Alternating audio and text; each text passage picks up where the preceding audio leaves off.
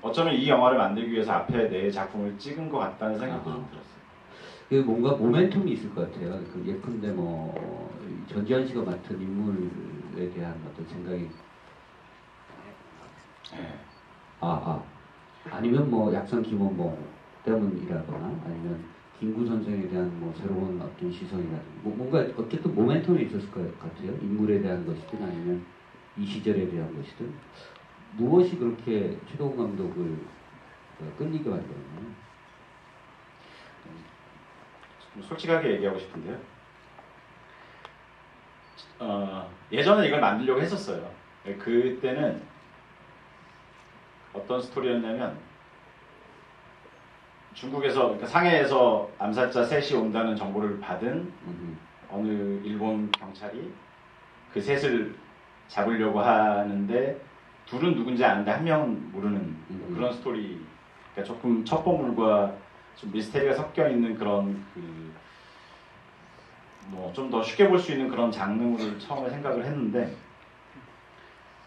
도둑들을 찍다가 이정재 씨가 저희가 홍콩에서 찍을 때 하루가 휴일이어가지고 그 미술관에 가자고 하더라고요. 네.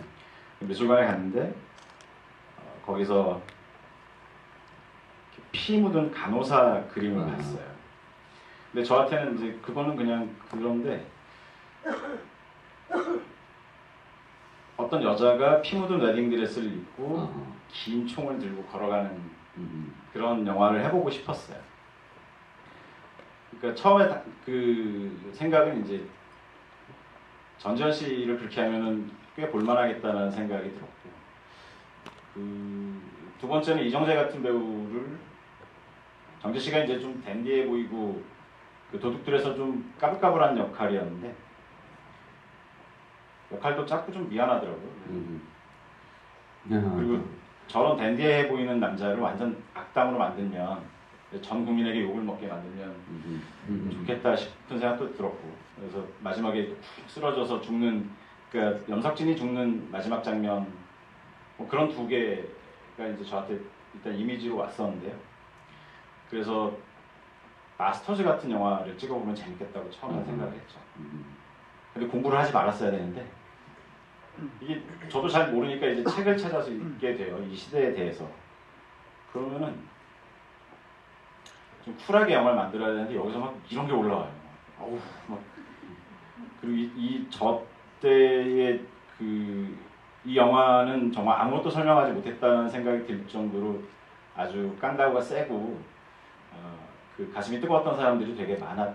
그래서 그런 책을 읽다가 이제 점점 좀 이렇게 심각해지고. 저는 살짝 사실은 울었던 장면이 해방 이후에 해방 직후에 이제 약산 김원봉과 김구의 대화씬이었었어요. 그래서 촛불을 이렇게 김원봉이 켜고 밖에서는 해방됐다고 다들 들떠 있거나 이제 기뻐하고 있는데 약산 김원봉은 우울하죠. 그래서 동지들이 지금 한 명 한 명씩 얘기하면서 근데 너무들 많이 죽었다. 이런 대화가 정말 우리 역사에서 얼마나 그 당시에 쓰러져간 인물이 많았는가. 그러니까 이 영화가 어떻게 보면 지켜보는 어떤 시선은 엄청난 영웅이 아니라 그런 분들 주인공인 영화를 만들까도 뭐 잠깐 생각을 해본 적도 있었지만 우리가 누군지 전혀 이름을 알 수 없는 그런 사람들로만 이루어진 그런 영화를 만들고 싶었고, 그게 어떻게 보면 진짜죠. 예, 그러니까 일테면 저도 이렇게 여러분들도 그냥 서점에 가서 역사 코너에 가서 이렇게 펼쳐보면 언제나 그 독립운동사에 관한 책이 있는데 거기에 사진들을 보면 감정이 좀 묘해지는 게, 그러니까 저희는 누군지 전혀 알 수 없는 분들이에요. 그냥 이렇게 단체로 그 당시에 사진을 찍는다는 건 흔치 않은 일이기도 했지만 굉장히 위험스러운 일이었던 게, 그 사진이 만일에 이제 일본군의 뭐 정보부에 들어가거나 그러면 얼굴을 다 파악할 수 있으니까. 그런데 어쨌든 그 사진들을 보고 있으면 어떻게 살았는지 진짜 궁금해지고, 이분들은 그래서 어떤 심정으로 이런 조직에 가담해서 실제로 이 일을 하고 있는지 막 그렇게 생각이 들더라고요. 그래서 유명한 분들은 곁다리로 잠깐 나오시고 다 누군지 알 수 없는 사람들. 하종우는 왜 죽였어요? 어떻게 살리는 방향으로 좀. 아니 누가 그런 얘기를 저한테 했죠. 하종우를 살리면은 한 200만 더 들 거다. 근데 이게 이제 얘기라는 게 만일에 여기에 정우 씨랑 달 선배가 살면 또 하와이 가서 찍어야 되잖아요. 저 사람도 하와이 갔고 막 지금 하와이 살고 있고. 그런데 저는 그냥 이 영화는 비극이라고 생각을 했어요. 그러니까 물론 그런데 영화 자체가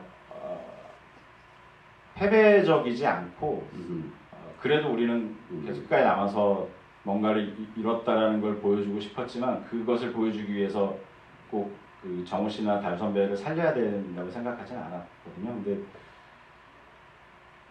그래서 계속 이제 죽여야 된다. 정우 씨도 자기도 죽고 싶다 그래서 그런데 또 하나의 200만을 포기하자. 그런데 이제 울어야 된다는 거예요. 난 못 울린다. 아니 저는 막 저도 영화 보고 막 울고 그러는데 저는 이게 막 우는 게 아니라 그냥 울 뻔했어 정도면 굉장히 좋은 감정을 전달했다고 생각해요. 아니 울 뻔한 게 아니라 사실은 울컥하면서